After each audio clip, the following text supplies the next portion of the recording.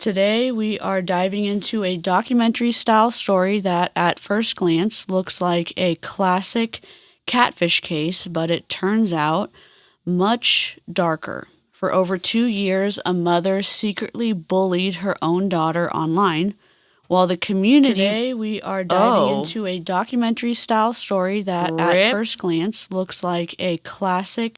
Wow. Technical difficulties right off the bat.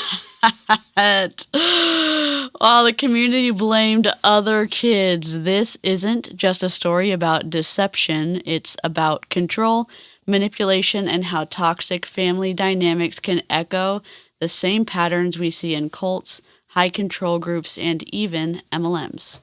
When authority is abused in this way, the effects can be devastating, especially when it's coming from someone who's supposed to love and protect you.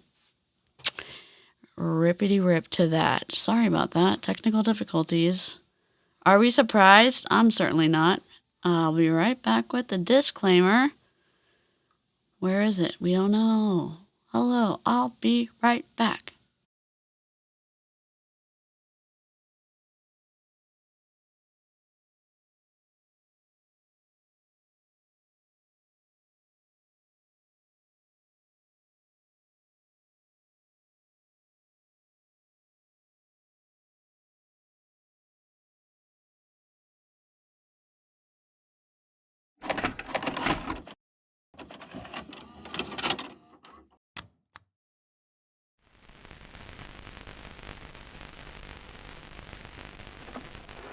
I just can't let you go. Lord knows that I've tried to. You said I was the only one. No one likes being lied to. You made this mess and left me with the pieces. Now I wanna burn all the bridges between us.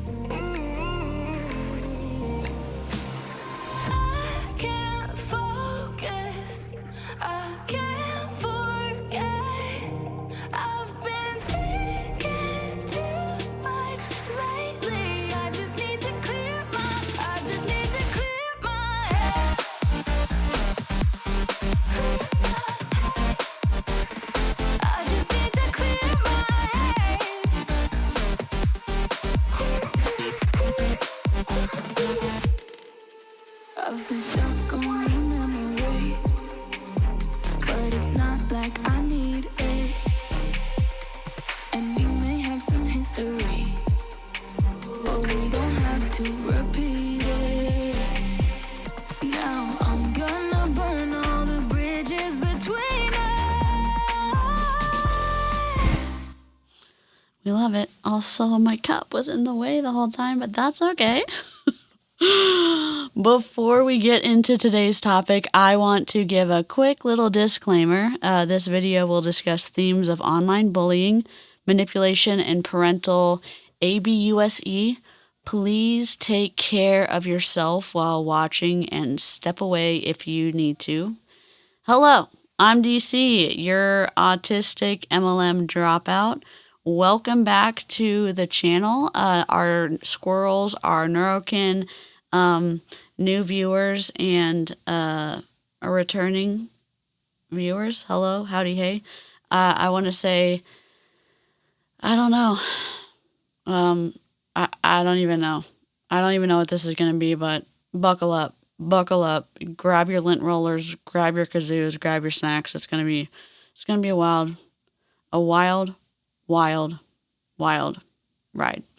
And tonight we're doing things a little bit differently. I prepared a lot of polls for all of y'all because this catfishing story raises many questions and perspectives about what really went down, and I'm excited to hear your thoughts as we dig into this clusterfuck together. And I hope we can all tie this into our commentary and talk about this and hopefully not burn down my channel. Please. Please. Please. Please. But hello, hello, hello. I hope y'all can have some good crafts if you need to regulate yourself. Let me know what you're drinking. I'm drinking a Perrier grapefruit. Yes, and the caffeinated beverages are still awful. If you know, you know. If you know, you know. Like the stream, it tastes like creepy mom vibes. I'm pretty heated about this topic. Let me give you the TLDR. I will ruin this. I will ruin this documentary for you. A mom bullied her daughter for 2 years, sending her awful text messages.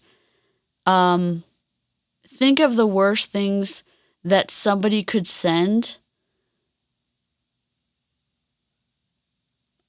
anyone, and then imagine sending those text messages to a minor, and then imagine those text messages coming from your own mom.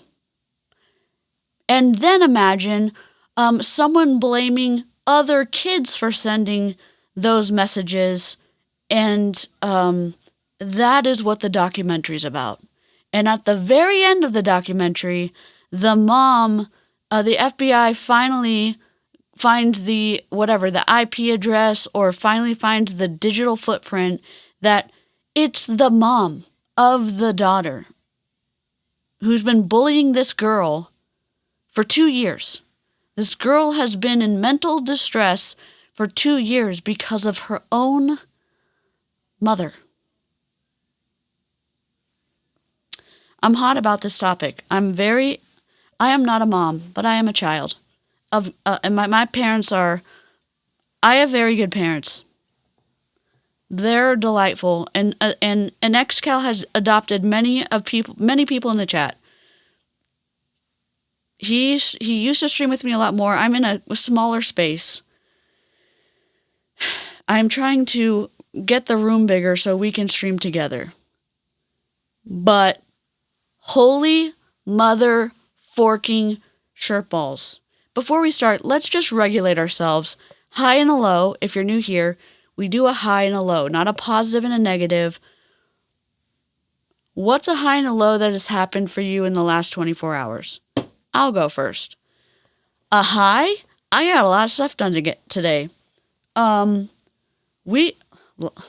only and I got a lot of stuff done.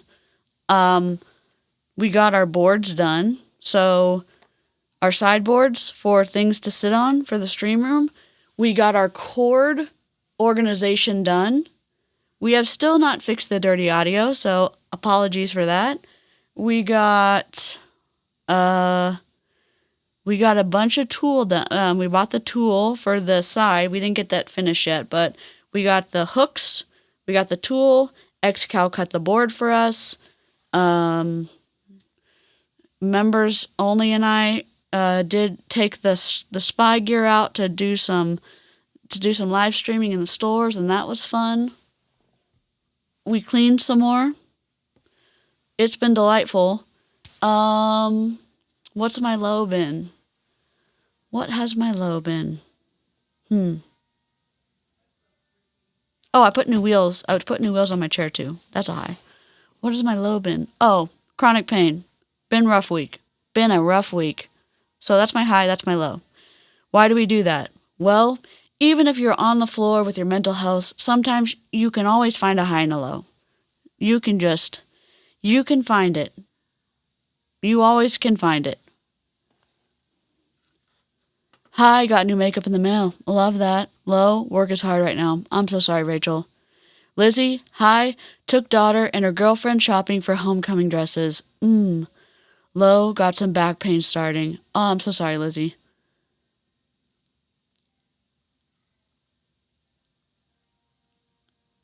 Yep.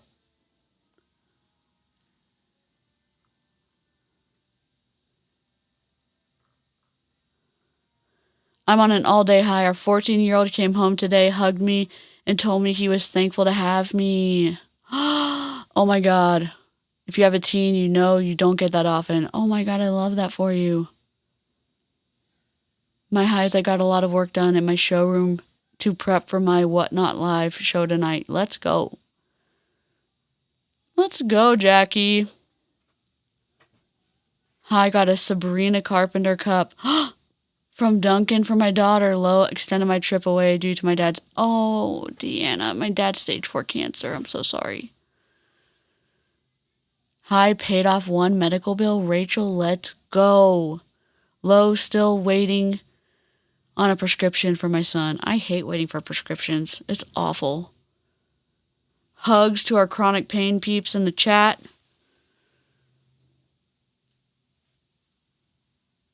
Sending empathy to everybody. All right, here's our first poll, and I'm going to put it in the chat. And this is an odd question. In the show, do you think that some of the parents... Let me see how many characters I have. Poll. How many characters do I have?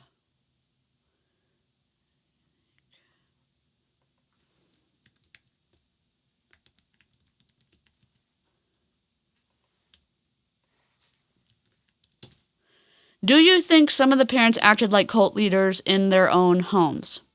Yes or no? Do you think some of the parents acted like cult leaders in their own home? If you don't know, cults can be a cult of 3. Did you know that a cult can be super small? On my channel, we talk about anti-MLM mostly. We talk about cults. We talk about the bite model. We talk about high control groups, how multi-level marketing are high control groups, how churches can be high control groups, how it goes on and on. I'm so sorry about the dirty audio. I'm trying to fix it. I'm so trying to fix it. Hi, am in the backyard at a campfire. Invite me. I want to go.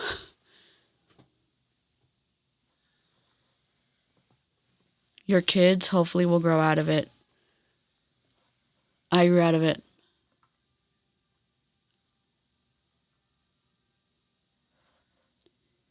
Yes, 80%. Also, I have a trigger warning pinned at the top of the chat.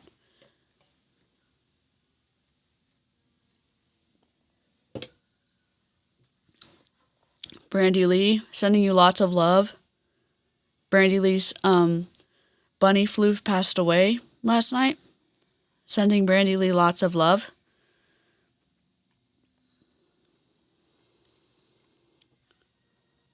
Rosie, sure you can come. I'm just inviting myself over to a campfire.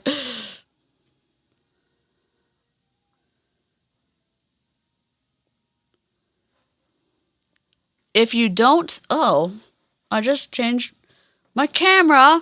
No. Oh, we're back. We're back, baby.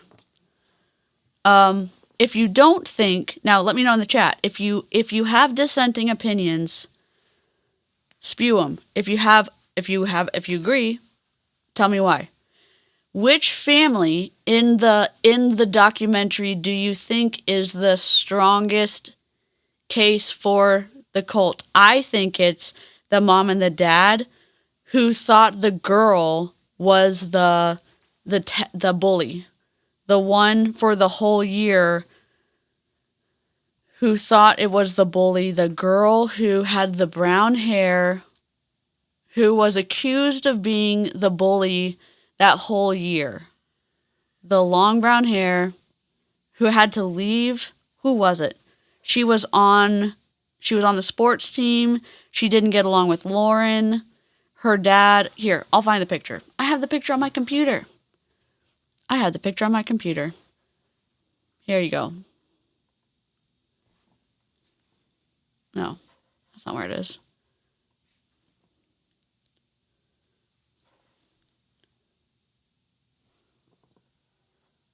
It is the bottom middle picture. The bottom middle. These parents in the bottom middle were accusing their daughter of being the bully for the entire year. I think they are the strongest case for being the cult leaders along with the principal.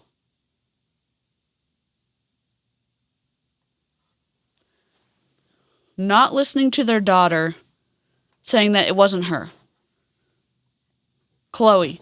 I think Chloe's, and let me know if you agree. Because emotional control, emotional control, that's just my opinion. Oh, thank you, Nicola. That's so nice.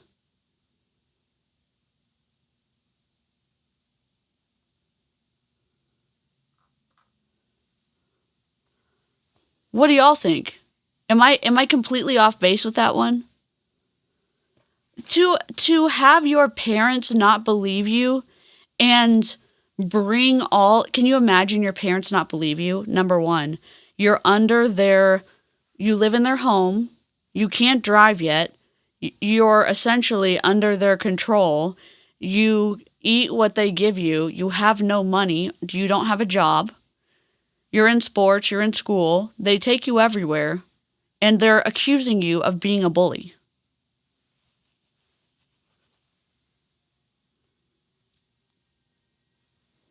The principal had huge vibes, in my opinion. In my opinion. You can do hard things, Brandy Lee, 100%. What did Angela say? I mean, I think Kendra for sure has high control vibes as well. Lauren's reaction when she told her mom did it. Oh, we're going to talk about that. We are going to talk about that, Angela. Here's my thing. I know this is going to be all over the place. I am sorry I'm not a chronological talker. Aaron did a great video. Aaron is so clear, chronological, had a great video. Here's my thesis. How come parents will not protect their children? That's my question. Or I guess that's not my thesis. That's my question. How come parents will not protect their children? There was this moment in the documentary where the parents were asked, why didn't you get your children a new cell phone number? And one of the parents said, why would we get the kids a new cell phone number? I'll go right to that part in the transcript. I downloaded the whole transcript. I'll go right to that part. Please hold. I'm going to lose my shit. Please hold.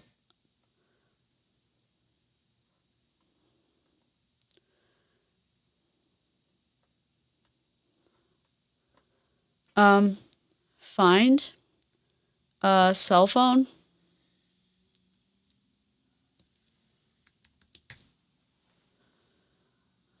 Are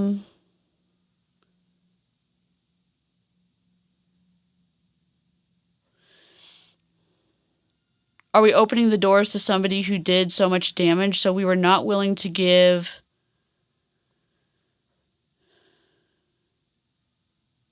We gave further advice to change the students' numbers. We did contemplate that for a while, but we knew that it was someone that we were close with. I mean, the information that they knew where they were at all times, and we were afraid of never finding out. And allowing this person into our home, if it's one of their friends, are we inviting them over? I'm kind of all over the board with kids having phones at school because our cell phones, I mean, I use mine as a personal office. That's the principal talking.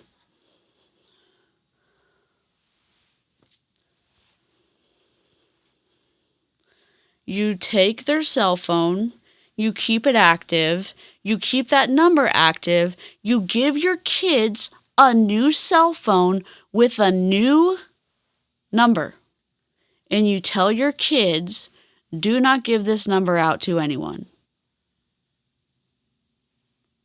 You can give it out to your friend. That's it.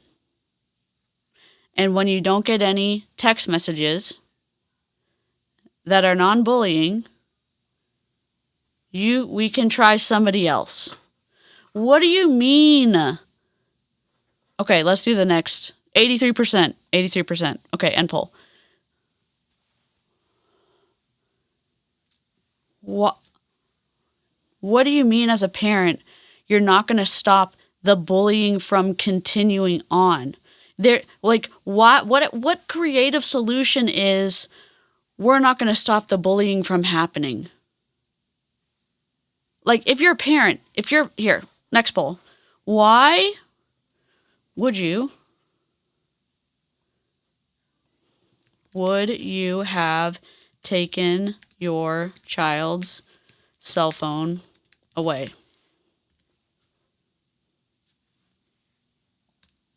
and gotten them a new cell phone with a new number? I can't have the question mark because it's too many characters. Would you have protected your child's and your child's mental health? Does that matter? It matters. It should matter. I didn't understand why they didn't go straight to the police instead of the school. Both would have been fine, but why did they not immediately file a police report? Good question, Mila. Good question. I don't understand.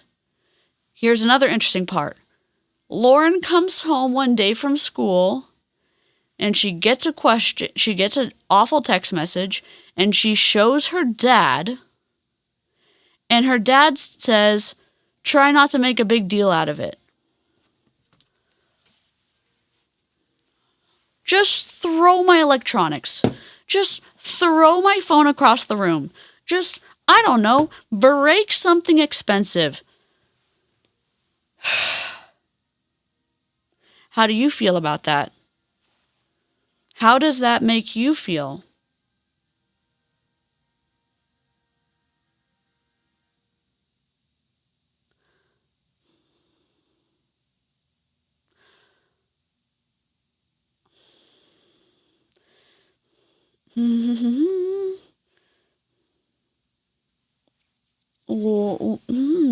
Did you know that is cyberbullying? You may not know this yet, but that is cyberbullying, and that is harassment. Have you gotten other text messages like this before?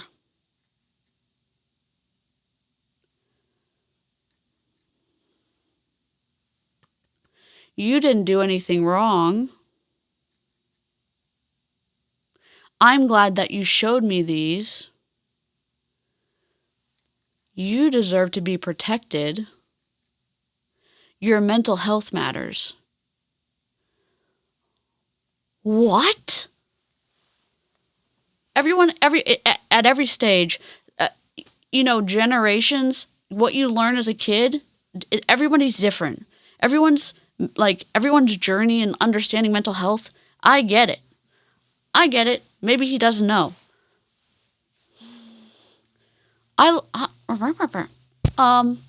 sorry. My hair's taking a beating.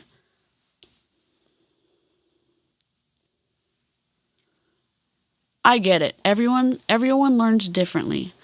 I was losing my damn mind. Can somebody tell me in the chat what you would have done if your child had brought that text message home to you? What would you have done? Demi said, I've received some horrendous messages before, but I've known who they were from. I can't imagine not knowing and then just not doing anything to actively help. I would have taken it away if they were friends with the two kids also. Stop it completely. Julie! Like, and it's not just...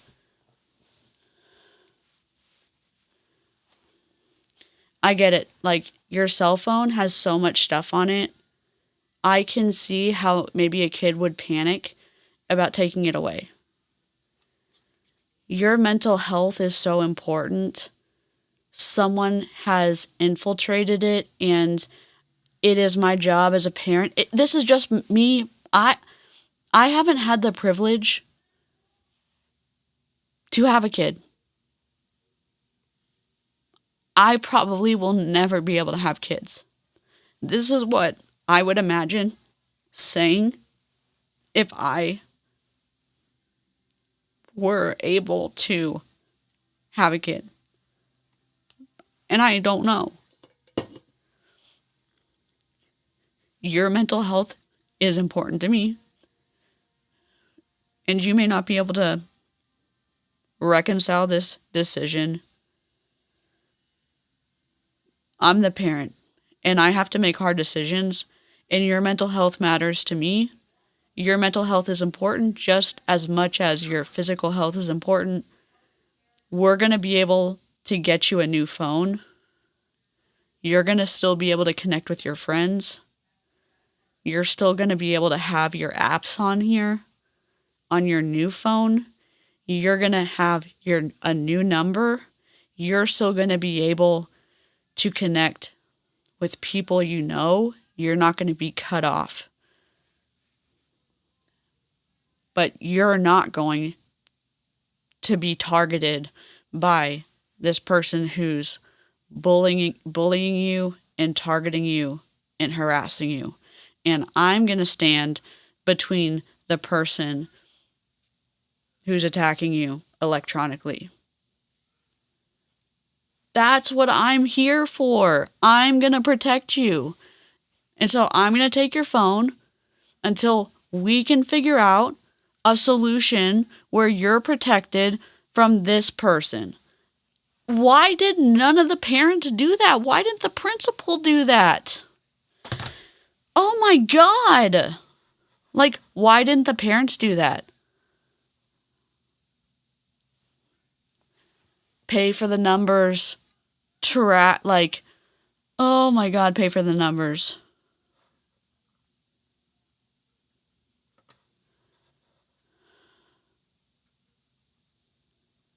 I have no idea.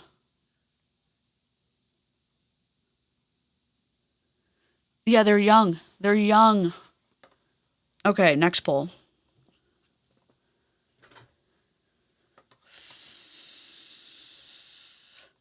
Not perfect. Brandy Lee said not perfect. But here in Ontario, Canada K through 6, kids must keep their phones silent and out of sight all day. Grades 7 through 12 may only use their phones in class if a teacher allows for learning, medical, or special needs. Yeah, and it might be...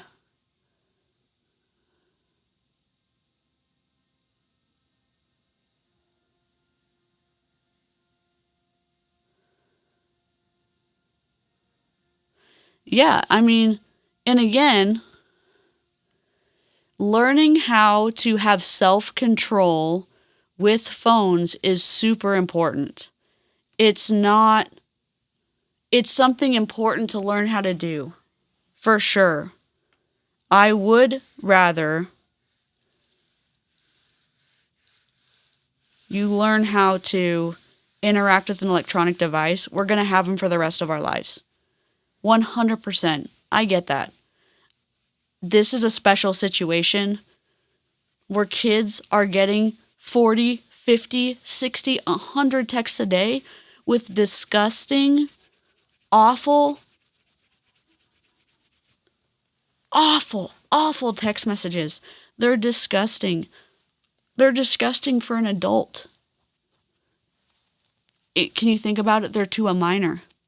They're to a minor.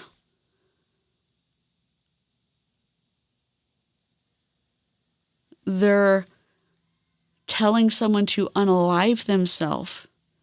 They're talking about explicit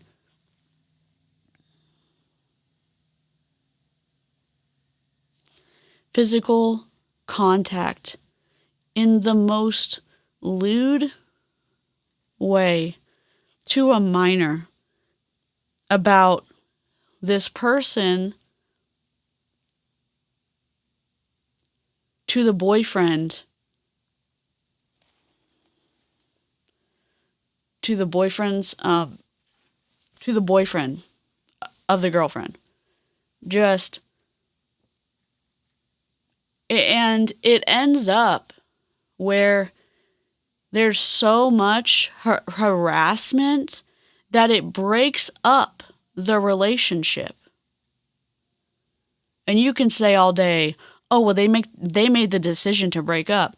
Absolutely not. Absolutely not. There's coercion there. There's chip away. That's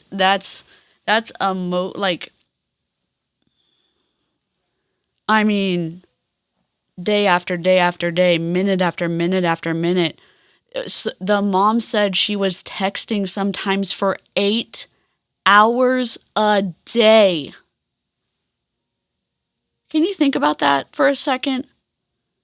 A mom was harassing her daughter for 8 hours a day, telling her daughter to unalive herself, sending her daughter explicit physical text messages about what she wanted to do to her daughter's boyfriend, and telling her daughter that she did explicit things with her boyfriend, trying to break the trust that her daughter had in her boyfriend.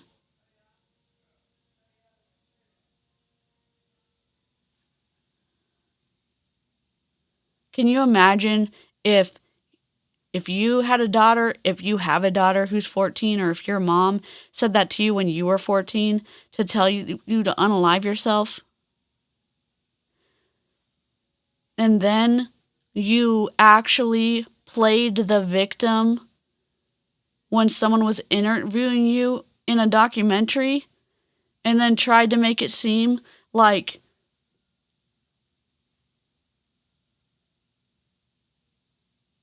you really weren't that bad and you had no remorse? Oh, what? Here's my perspective, and I could be totally wrong. Everyone says it was Munchausen by proxy or whatever.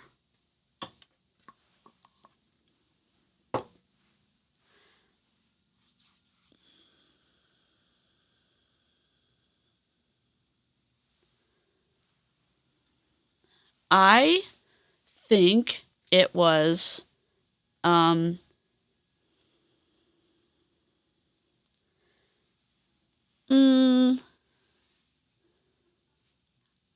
with all of the explicit material that was sent to her daughter.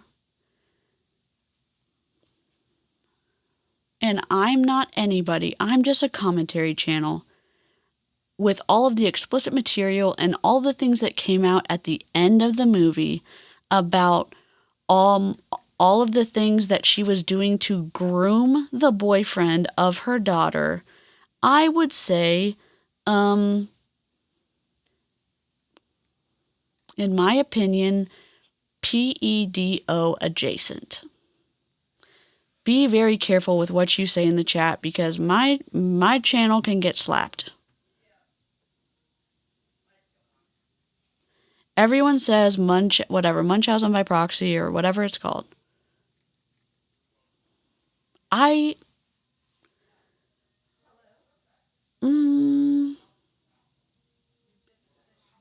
I would say, I will do,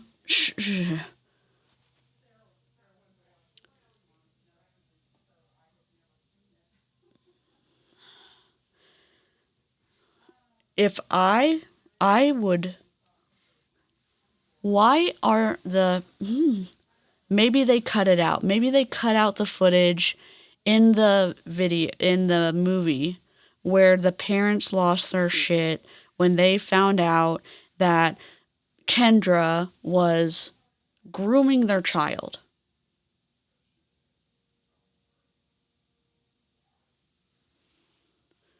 Where is the rage? Where's the clips of the parents riding at dawn for their children? That's what I want to know. I have big feelings, and I am not their parents. Where are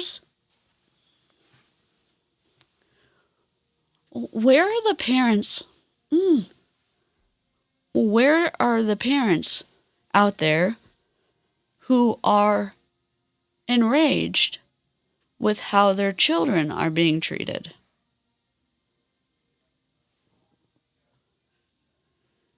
I know multiple things can be true at the same time. And yes, good point, Mila. Both are possible. Munchausen by proxy and the PEDO adjacent. I think that's a good point. Let me do a poll. Okay? MP, MP, P, both. You know what they stand for. Which do you think? You know what everything stands for, right? Okay. There's 3. Okay? Am I like, would you not have lost your shit if you found out a parent was grooming your child? Because that's exactly what it is. Doing things like, that's the start of what it is. Is it not?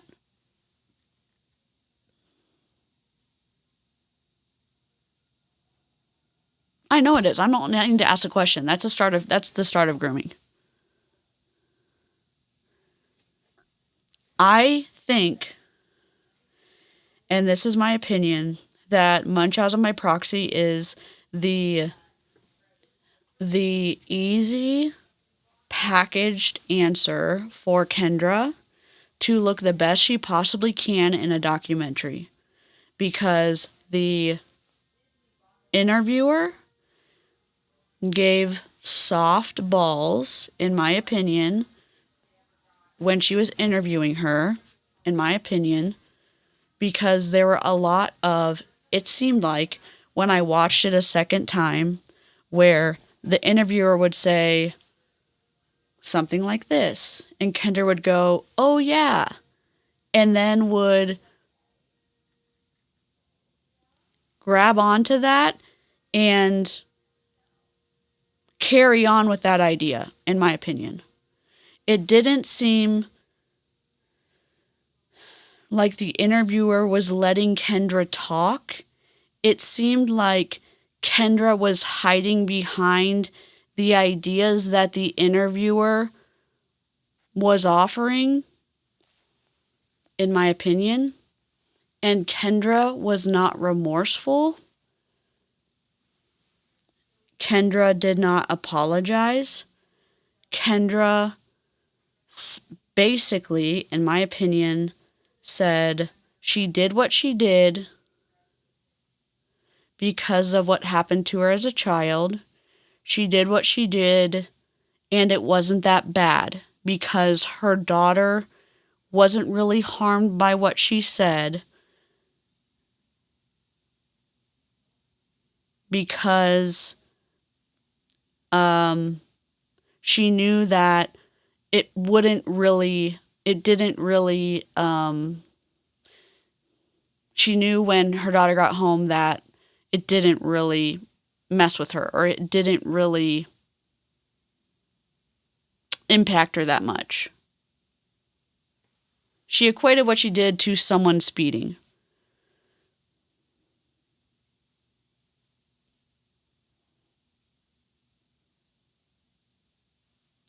You harassed your own child for 2 years. I don't know what to say. I really don't. I really don't. Factitious disorder imposed on another, previously called Munchausen syndrome by proxy. It was when someone falsely claims that another person has physical or mental symptoms of illness or causes injury or disease in another person to deceive others. She would have continued going, I think, Nicola.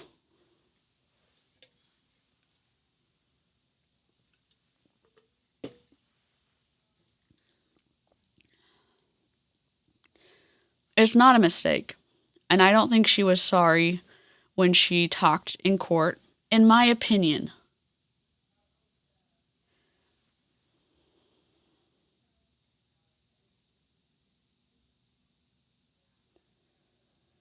Here's the difficult part. And this is the difficult part for me. It's not about Lauren. This is about Kendra for me, and this is about the husband for me. This is not about Lauren at all. Towards the end of the movie, and let me take this poll down because we have other polls to do. Let me put another poll up while we talk about this. Would you consider what the mom did a form of psychological abuse? That's the next question why we talk about this. Oops. Cut.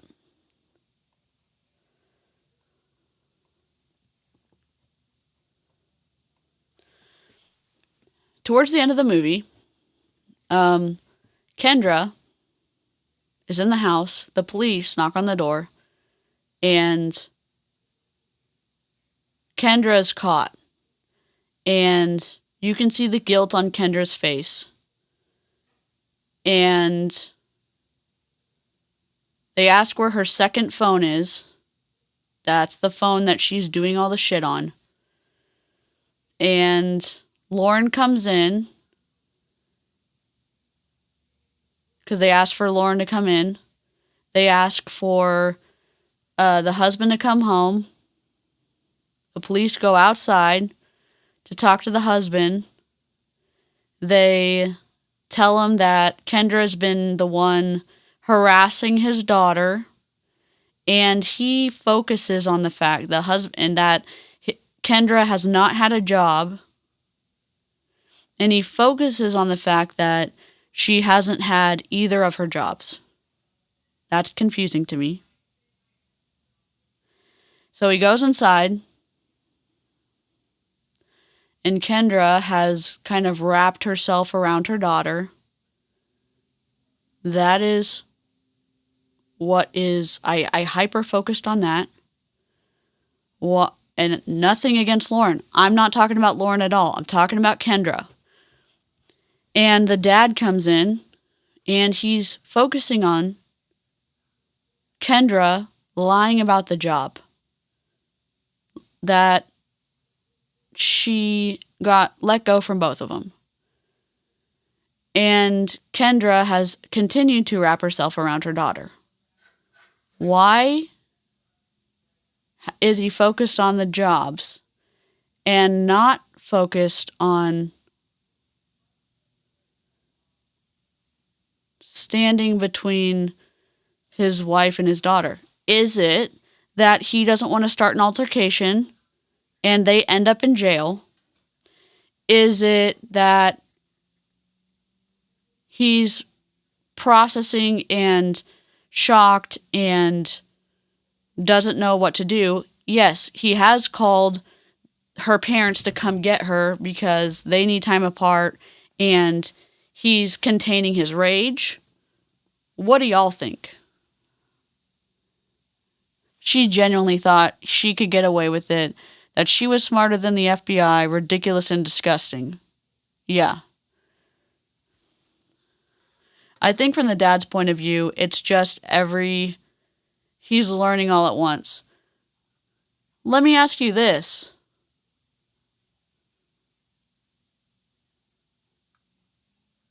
Kendra wanted Owen.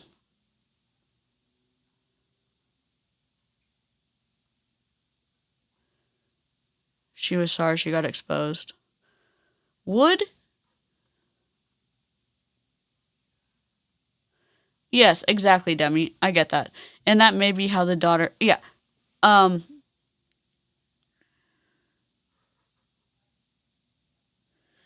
don't think he ever suspected.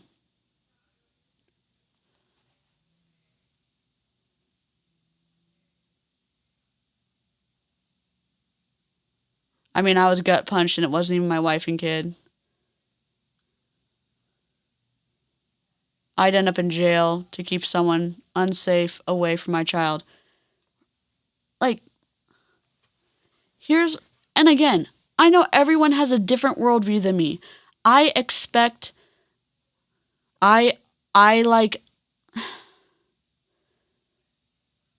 this is very hard for me to understand. You know your daughter has been bullied, harassed, stalked for 2+ years. That her relationship with Owen has ended. That she has been getting almost 100 texts a day for over 2 years. That it is traumatic, that you have gone to the school over it, that it has been a part of your life. It has been a significant part of many of y'all's lives for such a long time. You finally found out who it is.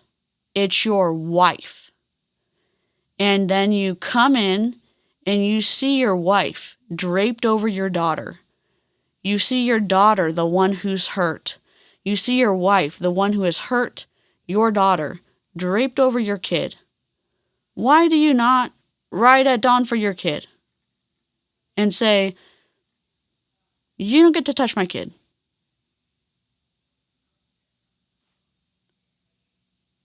I don't understand that.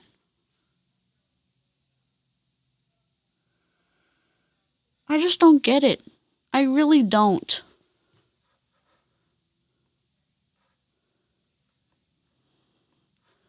I really do not.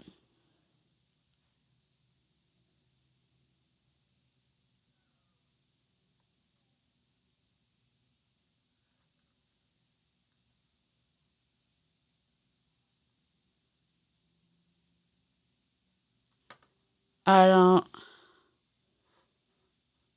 Here's a question. Like, yeah, I don't. Are cops even allowed to separate them? Like, I don't know. I mean, they hadn't arrested anybody yet.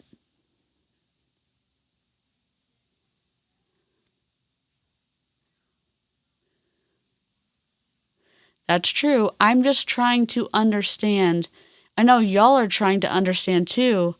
I guess I don't understand why she gets to touch the person that she's been harassing and cyber stalking and bullying and mentally torturing for 2 years. Okay, let me ask you this.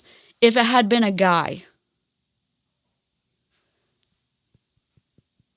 cyber stalking and bullying and harassing the dad, if it had been the dad, if it had been the dad harassing and cyber stalking and bullying and mentally torturing the daughter for 2 years, would he have been able to drape and hug and cling to his daughter? Would the cops have allowed that? Would they have allowed that? I think not. Maybe I'm wrong. Maybe I'm wrong. If they wouldn't have allowed the dude to do it, why do they allow the lady to do it?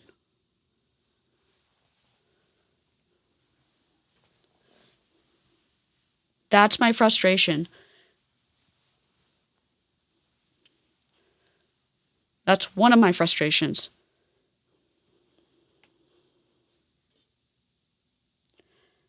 I'm just frustrated that you have parents.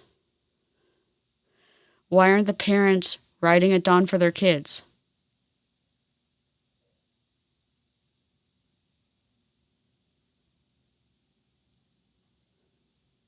You know what I mean? Like, wouldn't the police have separated if had it been a dude?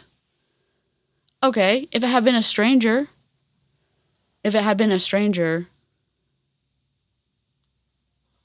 they would have separated them.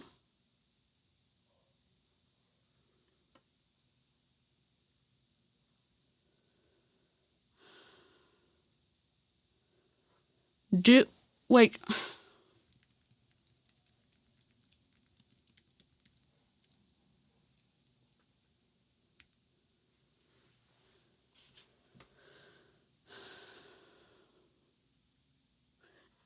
let me ask you this. We're not gonna diagnose someone, but if the definition of a narcissist is someone who is characterized by an inflated sense of self-importance, a deep need for admiration, a lack of empathy for others, a sense of entitlement and superiority, do you think that Kendra shows some of these characteristics? I do. I think she shows a lack of empathy for her daughter. I think that she shows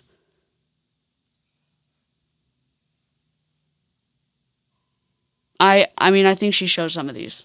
I think everyone's like, oh my God, everyone's a narcissist. I think she shows characteristics. I don't think maybe she's a narcissist. I think she shows some of those characteristics. Coconuts, what's up?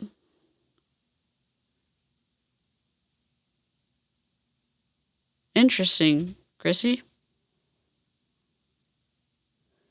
Yeah, like, you can't make sense of nonsense. It doesn't make sense. I just want to know, if you're a parent, would that not make you rage? Outside, the police are telling you that, oh my God, we found the person who's been harassing your kid for 2 years. Would you not say, oh my God, where are they? Would there not be an intensity of, oh my God, tell me who has been doing this? That you finally found the person. Would you not have, I'm ready to see who they are. Take me to that person. Guess what? They're inside your home right now. They're inside my home right now? That can't be. Are my kids safe? Is my kid safe in my home? Tell me they're not in my home right now with my kid. Oh my God, move out of the way. I need to go make sure my kid's safe. What do you mean the person who's been harassing my kid is in my house right now? Is there police in there? Are they separated? Where's that reaction? I'm not a parent. Would any of y'all have that reaction? What kind of reaction would a parent have? I don't know. I'm not a parent. Would y'all be like scared, or wouldn't there be a adrenaline response to like get to your child and wonder like why the fuck a police officer would let the person who harassed and stalked and bullied your child was in the house with your child, and you were like, you didn't leave them unattended, did you? Why am I outside? And they're inside with my kid. I left my kid in there. What do you mean?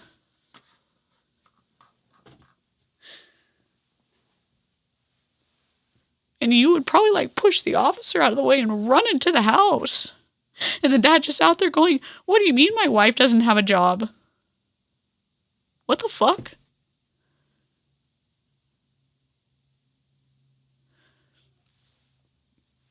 And then you go in there and he tells you, oh, it's your wife. And then you run in there.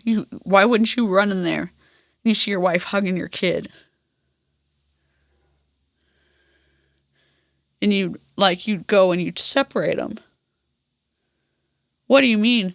You said you loved our daughter. Get your hands off our daughter. How can you say you love our daughter? You've been betraying our daughter for 2 years.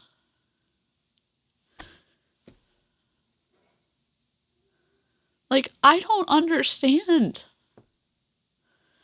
I don't understand the reactions. I don't understand those two parents who basically... Yeah, I mean, did you see I don't get it.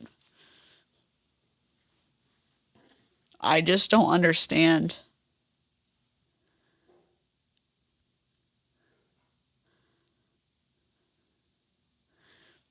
Yeah, I mean, I just I know it wouldn't process it, but it's like if somebody told me the person who was harassing and bullying my kid was inside my house and I knew my kid was inside my house, I can imagine the way my mom has responded when one of my siblings has been in danger. She's run towards it so aggressively, even if she didn't understand what was going on. I've seen my mom do that. I've seen other moms do that. I've seen some people in the live chat talk about that, where they don't necessarily understand, but they've made sure their kids are safe. You know what I mean? I know it's the dad, but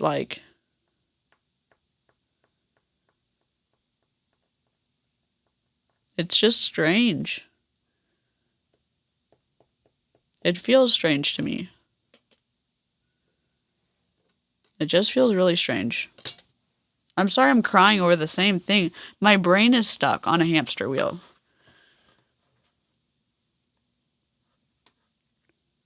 It's just stuck just like the parents of Owen when they're not raging about why Kendra was grooming their son. Where's the rage?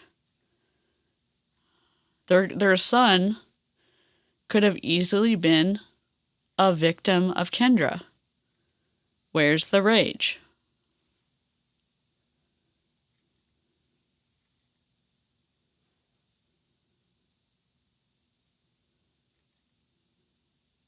I'm glad he got the mom out of the house.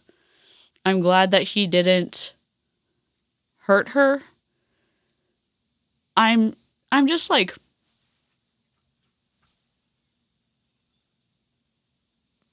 growing up in church and other things where kids are always second to think about. It's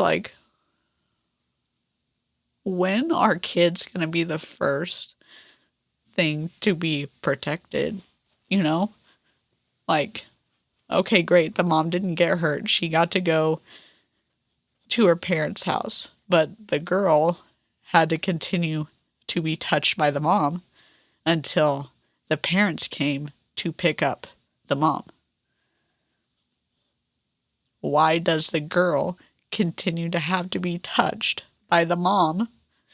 Because the dad had to process that his wife didn't have 2 jobs the past, year and a half. That's my question.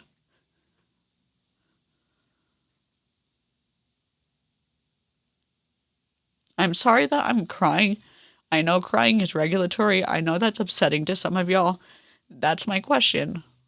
The girl, Chloe, who continued to tell her parents that she wasn't bullying Lauren, and her parents didn't believe her for a year. I think the community failed multiple kids in this story. I mean, what do y'all think? I'm sorry I'm crying. I wish I wasn't a creator that cried. I really do.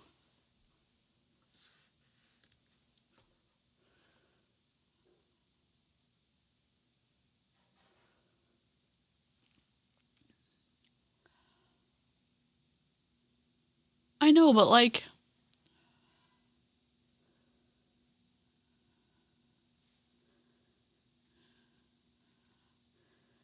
I guess I would have hoped that like a kid still hopes that their parent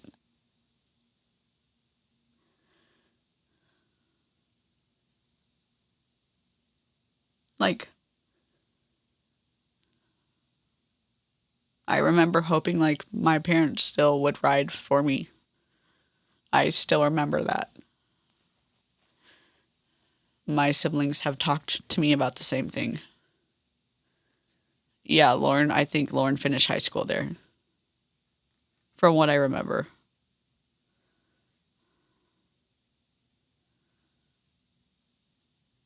And I know, like, I love all of the different perspectives. And I obviously, like, with my autism, I have big feelings about things. And it's just one of the things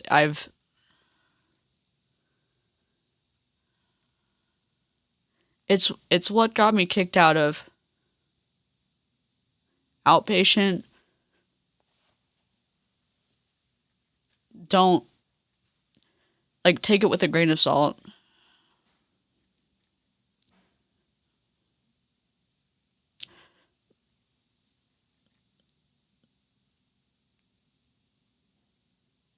I have big feelings about how people are treated in MLM. I have big feelings about kids. I have big feelings about like people getting hurt.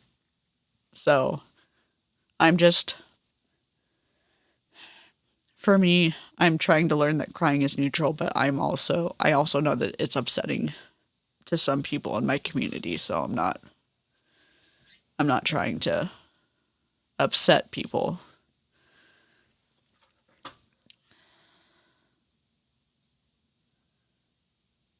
When I got in trouble or I said I didn't do it, but it was my sister. Yeah. I hope they treated her. I mean, a lot of them treated her badly because she still wanted a relationship with her mom. And she deserves to be able to have whatever relationship she wants to have with her mom.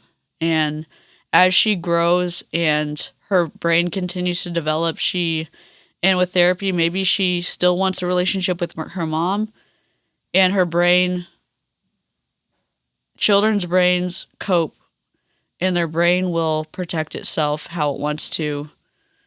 And then as they have therapy and their brain develops, sometimes it feels like it's safer to be able to process more information.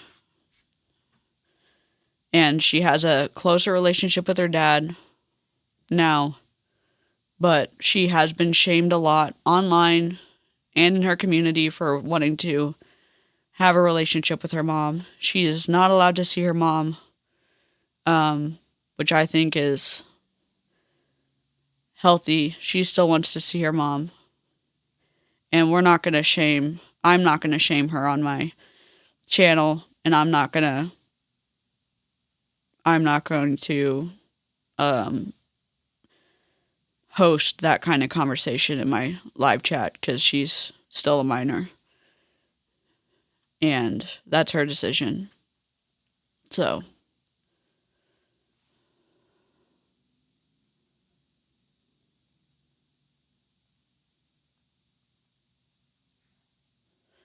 Yeah. And I mean, she went to jail and she talked to her mom in jail, and then there is a forced separation. She's not allowed to see her mom outside now that her mom got out, and she wasn't allowed to see her mom in prison. She was allowed to talk to her mom. So, and it's not Lauren's fault. It is not Lauren's fault at all. It's her mom's fault. It is her mom's fault, 100%.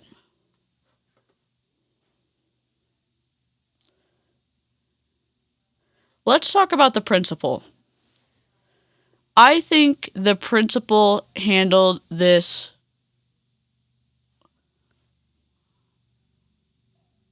how do y'all think the principal handled this? Do you feel, let's see, end poll. Do you feel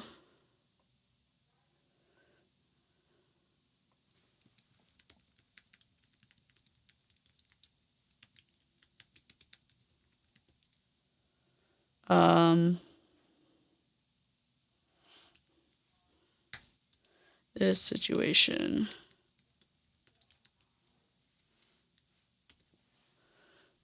do you feel that the principal handled this situation effectively? I think that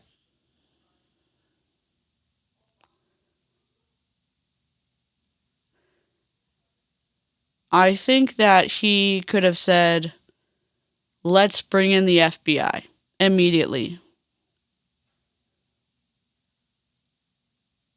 I don't know why he didn't offer to do that immediately.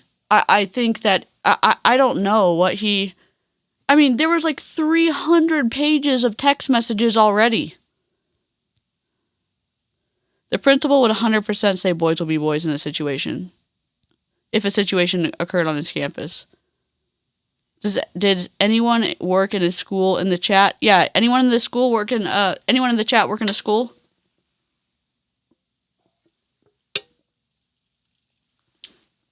And again, to say, if the school's not equipped, call in the people who are equipped immediately.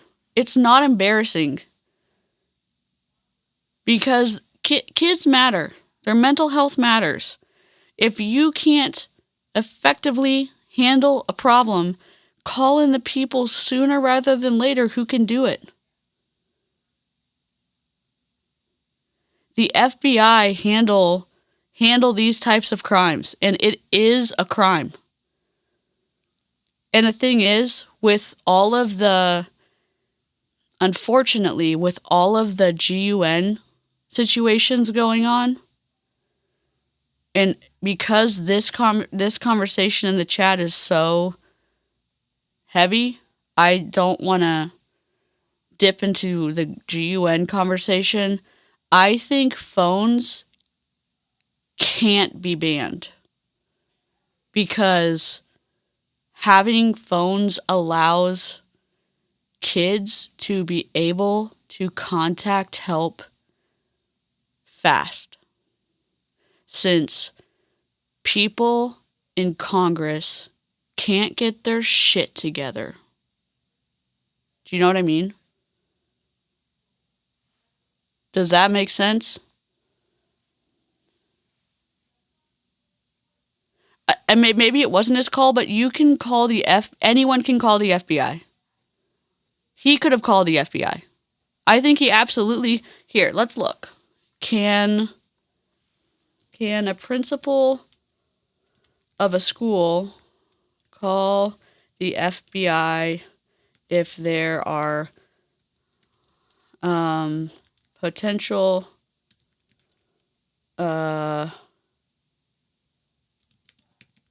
phone crimes reported in his or her school? Yes, a school principal can and sometimes should contact the FBI for reported harassing phone crimes if they involve federal crimes such as those that cross state lines or use U.S. mail. Oh, okay, then they can't. While the school should first involve local law enforcement, the FBI is a viable option for incidents with a federal component and can so they have to call the police first. Threats transmitted through the U.S. mail, interstate commerce, or online communication. So it has to cross state lines? Dang it. Y'all are right.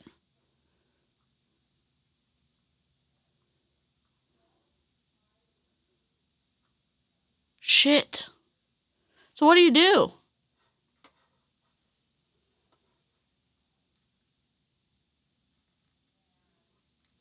It doesn't make sense.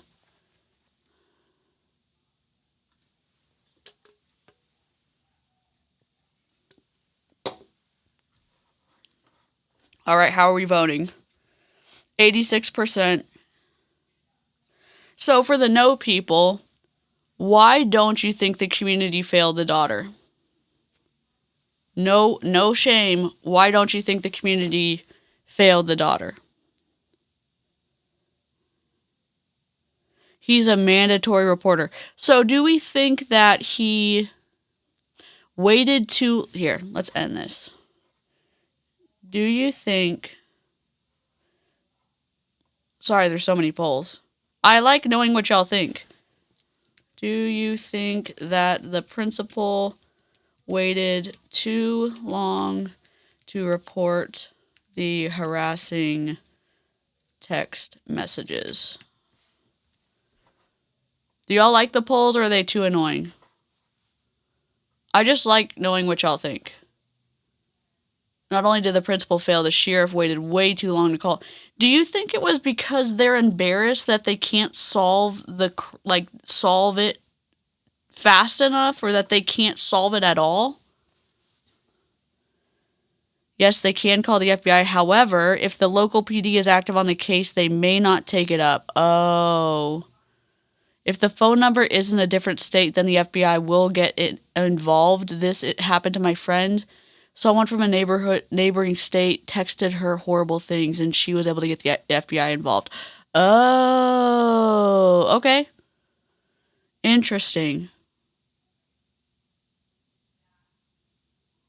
The principal and the parents both avoided going to the police. Why would because Kendra was fucking texting him. They don't want the bad press. You know what? Kids deserve to be advocated for. Here's a question. In some of the documentary, some of the kids had advocates in the room with them, meaning they had a parent or they had an advocate. Some of the kids did not have an advocate in the room. What are y'all doing, sending a kid to talk to a police officer with no advocate in the room with them? Sending a minor to talk to a police officer with no advocate in the room with them? What are y'all doing? What are y'all doing? Do not ever go and talk to someone in law enforcement without a lawyer, or if you are a minor, without an advocate in the room with you, your parent, or what are they called? What are they actually called? What?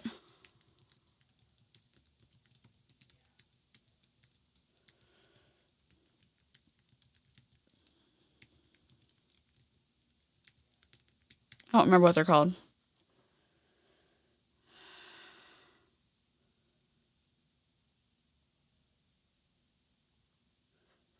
Parent or guardian, attorney, but what are they called?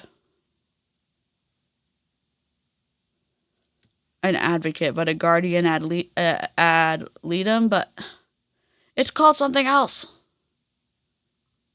Child advocate or victim advocate, whatever. Guardian ad litem. Stephanie, you're so smart.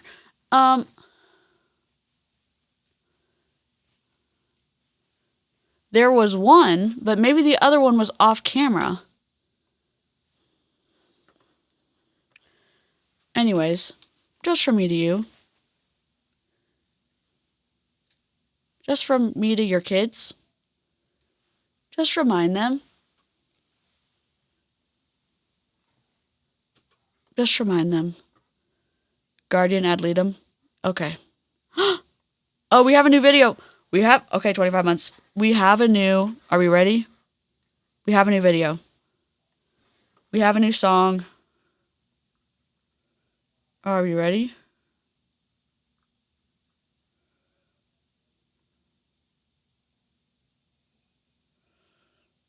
All right, hold on. We have a new song.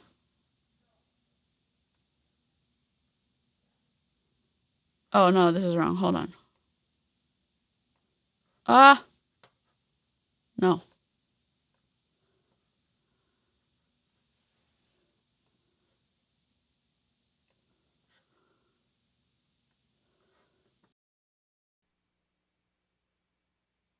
When that squirrel jumped her garters and crossed her thighs, she jumped to her feet and said, "Lord, have mercy on me."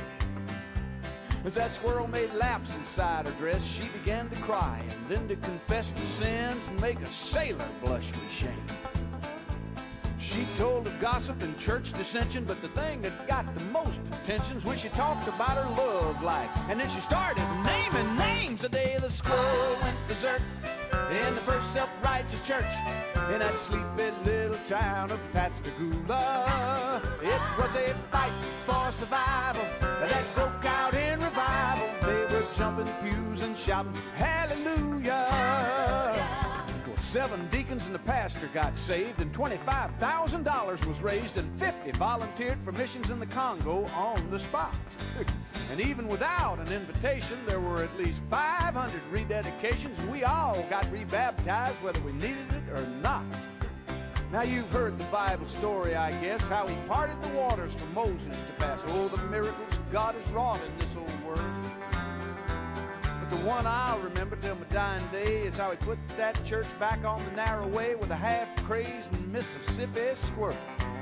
The day the squirrel went berserk in the first self-righteous church in that sleepy little town of Pascagoula. It was a fight for survival that broke out in revival. They were jumping pews and shouting hallelujah. Thank you. Oh my God, we got 2 of them. Anna and Mberry, thank you so much.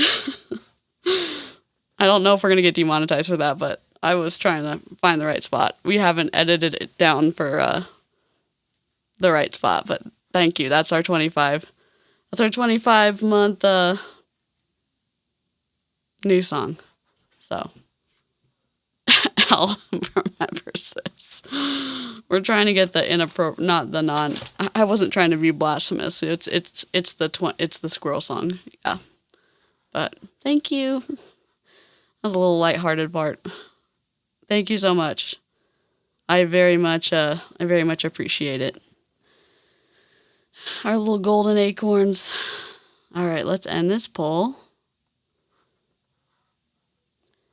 I'd love to, Al, have you seen that documentary?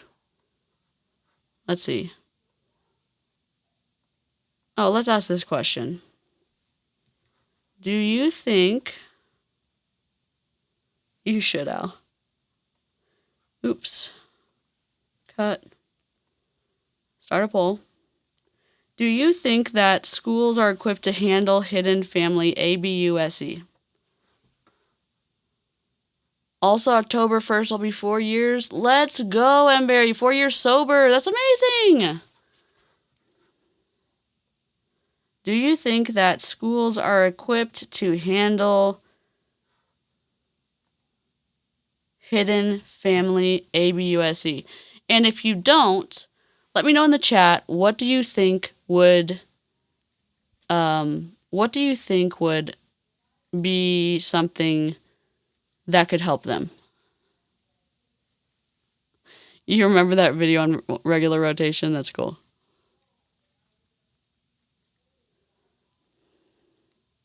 I think that I think teachers would have to get more money in their salary. I think there'd have to be more counselors on staff. I think there would have to be more training. I think there'd have to be a different type of rotation of classes so teachers could spend more time with students, meaning like an A-B rotation of, long, like a rotation on one day, B rotation on another day. So you spend longer time in English on one, like English and math on one day, and then science and geography on another day, or whatever. Schools have protocols to identify and report, but not take the reins. Depends on the staff. Yes, they need time, money, and energy. They need more money. They need time. They need energy. So, like, some of this, like bullshit testing, and they need more money. They need energy. They need, yes, they need more trained mental health professionals. Block classes, exactly, Nicola. And the teachers do catch a lot. They need more support. They need more mental health staff. They need a lot more of everything. And there's definitely a lot of teachers in the chat who I'm sure can let us know what, because y'all are here, y'all know all that stuff. They need to basically quadruple themselves. Yeah.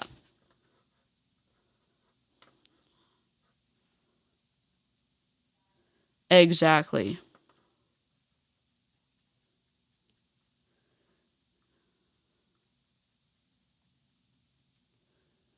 So here, let me ask you this. Do you think that when the parents refused to to take away the phones, that was a good thing or a bad thing? When the parents refused to change the phone numbers, do you think that was a good thing or a bad thing? Do you think that them not isolating their kids was a good thing or a bad thing? Our schools in North Carolina are overcrowded. A quiet kid can easily fall through the cracks because they are just overpopulated and overwhelmed. Now, I have a question. Are quiet kids, so there's fight, flight, fawn, or freeze, right? Are the quiet kids always the ones that are, because I think like there's all four of those stages, right? So there's always kids who are can be traumatized by something, and they could be in any of those categories, right? They don't have to just be quiet. They could also be, loud, right? Megan said, I'm a child therapist and it's tough working with school because they are understandably overwhelmed. For sure. Yeah, and teachers don't want to... Teachers are overwhelmed because they're underpaid. They're not appreciated for the most part. Teachers teach because they love to teach. I think. Why would you do something like that for the amount of money you get if you don't love to teach? They need more schools. They need more money. They need more of everything. Okay, I get what you're saying, Angela, for sure. But changing numbers was an easy step towards protecting them and identifying the perpetrator. For sure.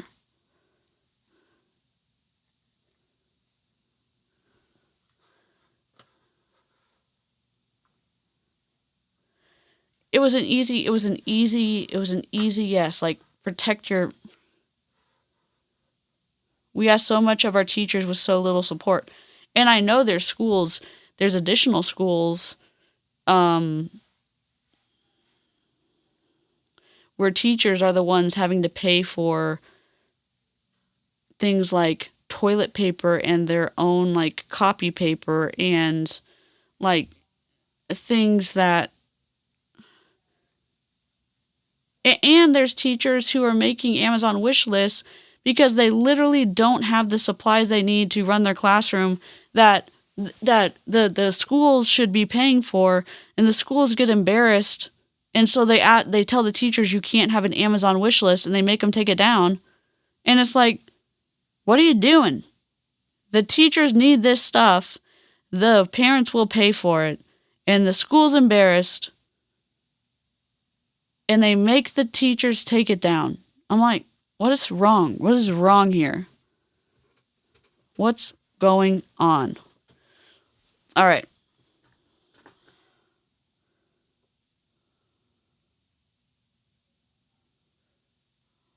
I'm just looking to see if we got any more polls. Let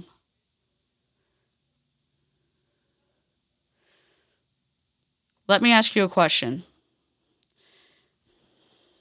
And this goes a little bit about Lauren's situation, but it's about maybe your experience, or it could be a hypothetical.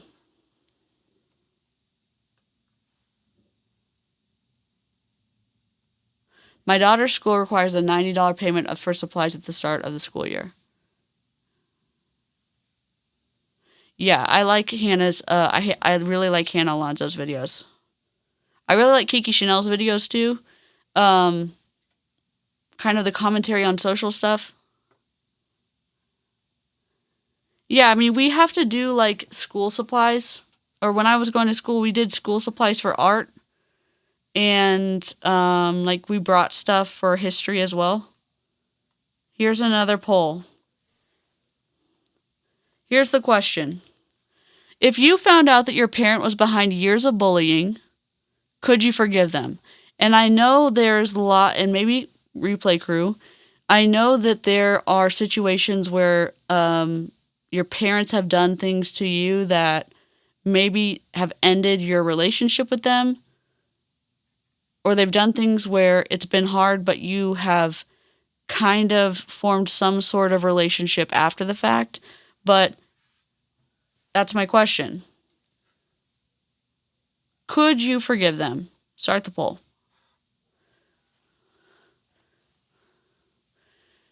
We lie to people about the real cost of education and lie bigger about the cost of failing kids.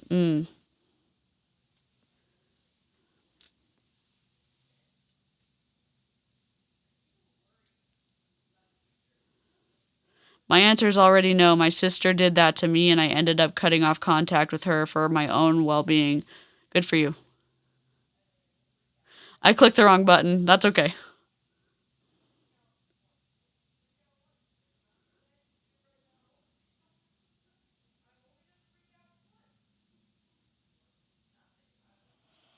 That's okay. You meant to say no.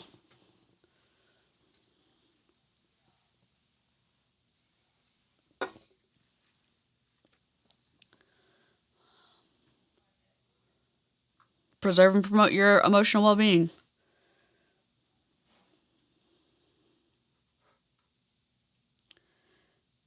I don't think kids should have been isolated, but changing numbers was an easy step towards protecting them and identifying the perpetrator. And I think having that conversation of what is your biggest fear about giving up your phone?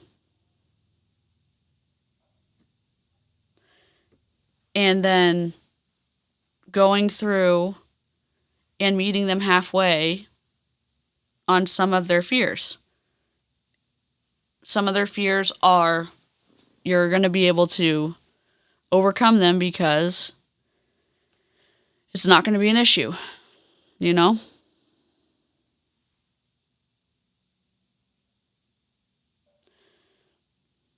Has everyone seen the documentary? Are there any, if you haven't seen the documentary, is it because you don't have Netflix, or do you have Netflix and you haven't watched it yet? Yeah, you can forgive and not have any contact ever again. There's no reason that you have to have contact. You can, forgive or you cannot forgive. I don't necessarily know why maybe in therapy you figure out why you have to forgive. Maybe if it's because you're replaying something over and over and over and over again.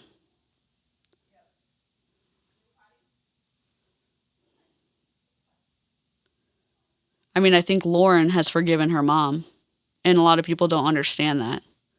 And maybe if Lauren grows up and she realizes, oh God, and she still forgives her mom, but she doesn't want a relationship, or Lauren may forgive her mom and she does want a relationship. Who knows? It's Lauren's decision. Lauren gets to decide. I haven't watched it. It's very thought-provoking. It's really very thought-provoking. Forgive for my own mental health, but I would never have contact with them again. I would never be able to get past my own mother telling me to unalive myself.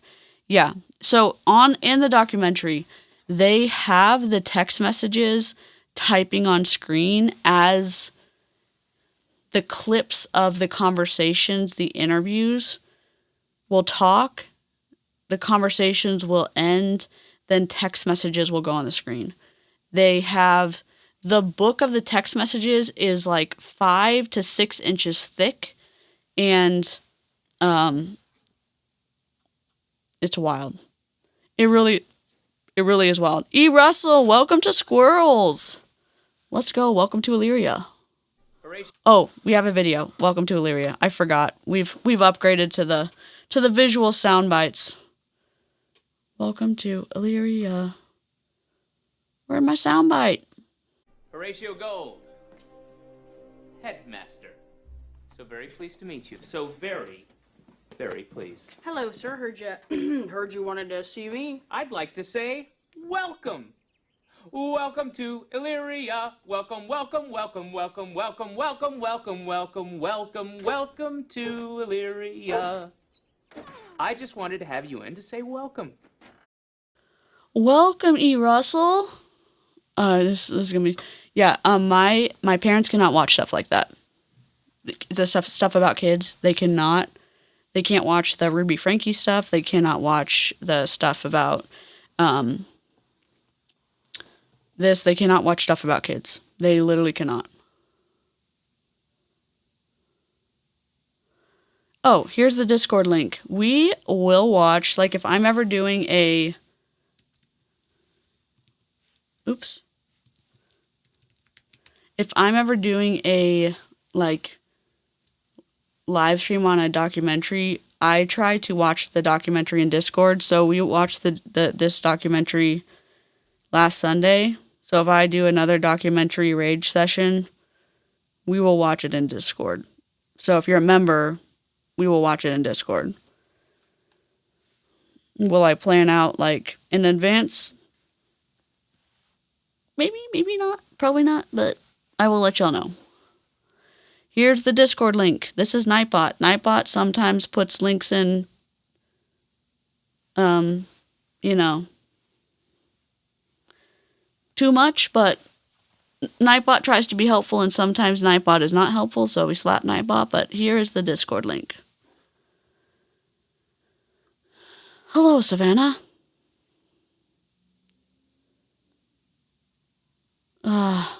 Oh, Savannah, I don't think I added you to close friends, but I needed to.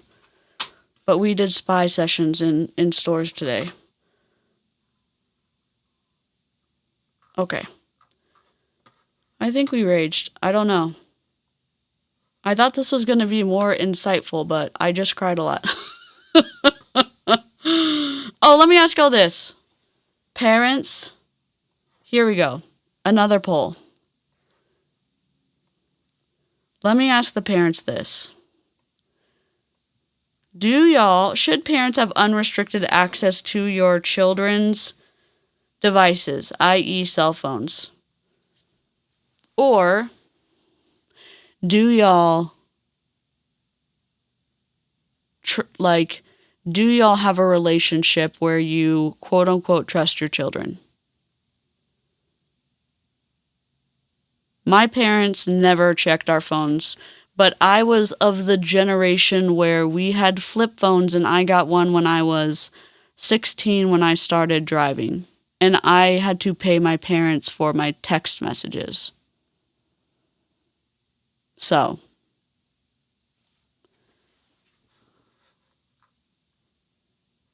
you are? Okay. Yes.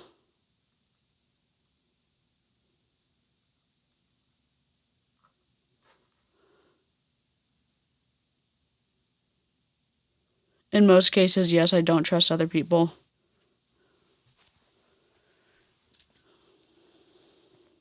I trust my daughter. I don't trust people on the internet that she might talk to.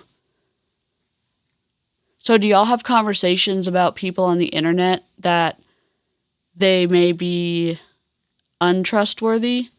I grew up where we had pagers in high school, and I got a cell phone in college just for driving back and forth the 4 hours. I got my first phone when I was old enough to drive so I could call for help if I got stranded. I have to fix my Discord stuff so I can join y'all. It's connected to my wrong YouTube account at the moment. Oh no. Yeah, join us. The Roblox thing? Oh god. Yeah. So what do y'all do? So do y'all ask for your kid's cell phone and say hey, I want to just double check? Or what do y'all do? How does that go? Does it cause problems? I won't break my trust of my kids, but make it clear that we can talk about this. We've made this clear. Communication is vital as a parent. So y'all don't do the Ruby Frankie thing of going through their phone or taking their door off. Depends on the age, but I think you should show your kids until they show they need monitoring. Both of my boys have come to me with everything because I showed mutual respect. Good. I trust them, and I discuss how people on the internet aren't always who you think they are. My first phone was a giant briefcase-sized Panasonic. Oh my god, Al, I wish you still had that. You can't link to Discord. Why not? It's not about trust, it's about safety. It's a good point.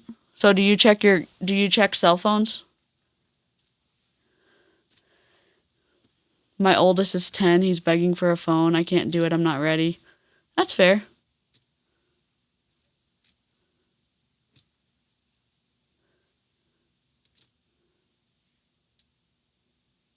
My parents wouldn't even let me lock my door to keep my sister out when we weren't getting along. Privacy and space for kids is important within reason. I worry that even if you trust your kids, you can't trust others who might try to hurt them. So I think parents should be able to access their kids' devices just in case they need to check something once a month. Plus, I have all social media accounts that they have to add me as a friend. Not gonna lie, I said I would take the door off if they didn't stop slamming it.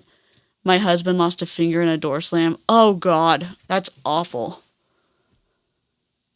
That sounds awful. I check tablets and I will check phones. I mean, there have been situations where stuff happens on Facebook and then someone meets up with someone, online at night and, ends badly. My daughter doesn't have any social media because I do not trust people online. That's fair. I mean, Facebook is a wild, wild west. For sure. Let's see.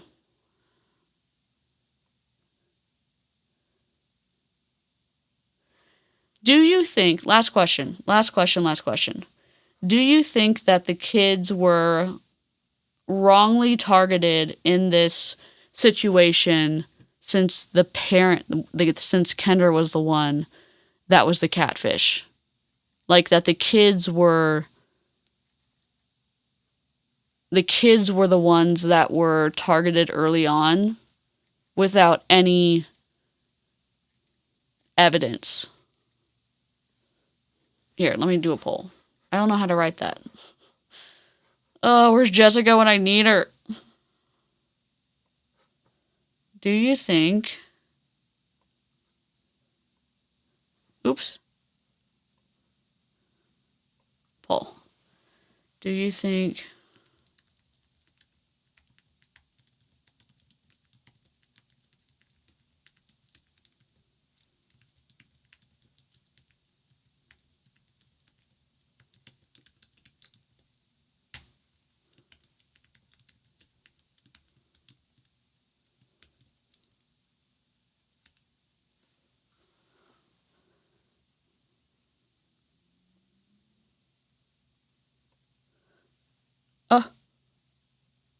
Okay.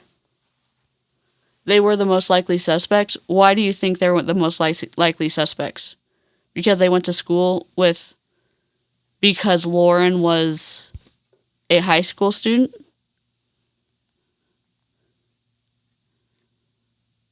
So-and-so wasn't nice years ago and had a crush on so-and-so. You should look at her. Like, what type of detective work is that? Is like what I'm... Here's my question. You have phones, you have ways to gather information to access records. If you don't have that ability, go to the FBI. Because that's how they found the information.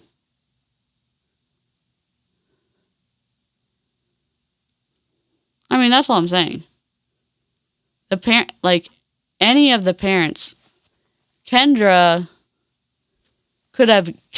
and her husband could have given up permission for Kendra's parents and Lauren's parents and Owen's parents, if Owen was getting the text messages too, could have given permission for their phones to be whatever, all of the metadata could have been given to the police, and the police could have given it to the FBI.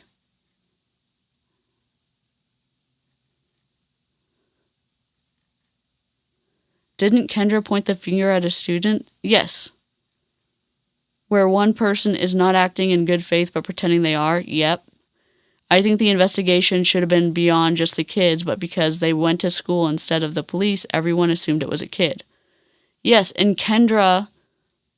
At the end of the documentary, it was pointed out that Kendra inserted herself into the investigation and kind of started directing it towards the kids too.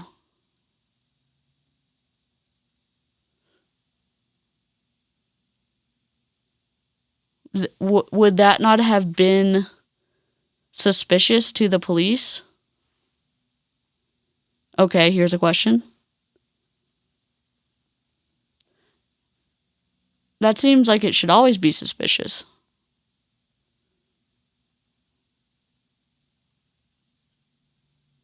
Do we believe that Kendra didn't start it? No, at the end of the documentary, they said they didn't have any data to show that Kendra didn't start it, so that all the data points that Kendra did start it, from what I understand. And the details in the messages pointed to conversations on campus and with friends. It came across as a kid the whole time. Kendra absolutely started it. So if you watch the documentary, towards the end, it was a little bit,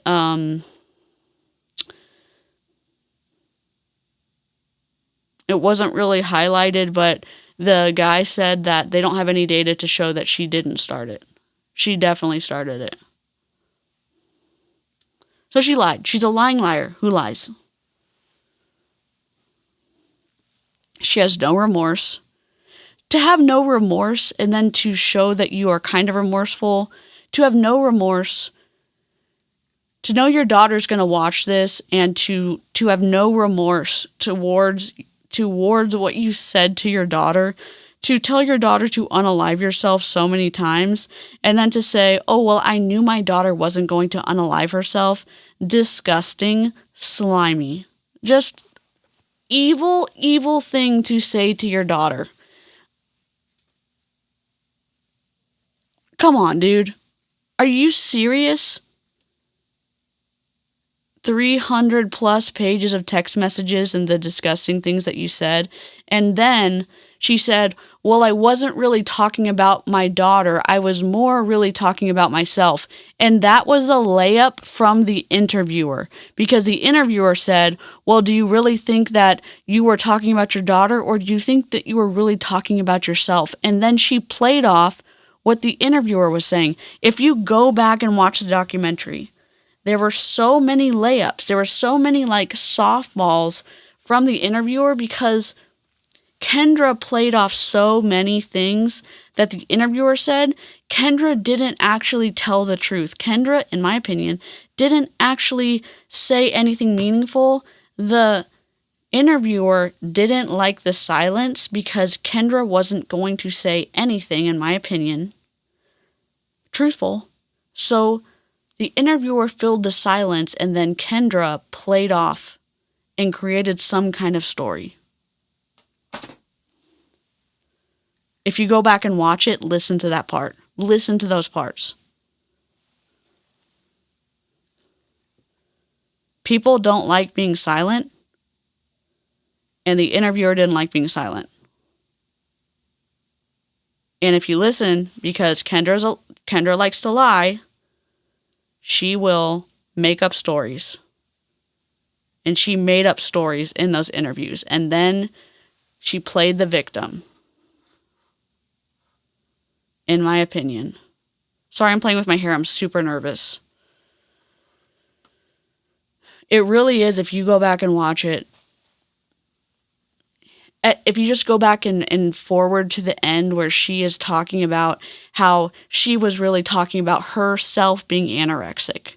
She wasn't saying that her daughter was ugly and anorexic and all this stuff. She was really talking about herself. Stop, Kendra. Just stop. You were talking about your daughter. Kendra got off light and she wasn't remorseful. She wasn't sorry. She wanted people to feel sorry for her. That's what she was. She wanted people to feel sorry for her. She wasn't sorry for one text message that she sent to her daughter. She wasn't sorry for telling her daughter to unalive herself. She wasn't sorry for telling her daughter that she wanted to do disgusting things to her daughter's boyfriend, who was a minor. She wasn't sorry for grooming her daughter's boyfriend. She wasn't sorry for sending bullying, harassing, awful text messages to her daughter, hundreds a day. Yeah. I don't know. I really am just, I was disgusted. I was really, there was the parents did the post hoc ergo propter hoc, the parents assuming the bullying came from the bad kids online instead of considering family dynamics. There was appeal to authority that happened. There was a bandwagon fallacy that happened. Once a few kids were suspected, everyone piled on the blame without real evidence. There was victim blaming. Some shifted responsibility onto the daughter for being too online rather than addressing the mom's abuse. There's just a ton of stuff that happened. There was just so much that happened that there was cult parallels and everything.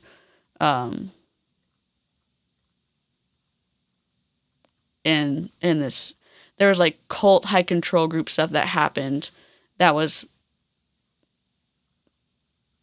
in this documentary. But again, if you just go back to the very end interviews with Kendra and the reporter and just listen to the reporter, it's literally so wild. It really is. I know I said really, really, really, but I know. I just want someone to go watch it. But anyways.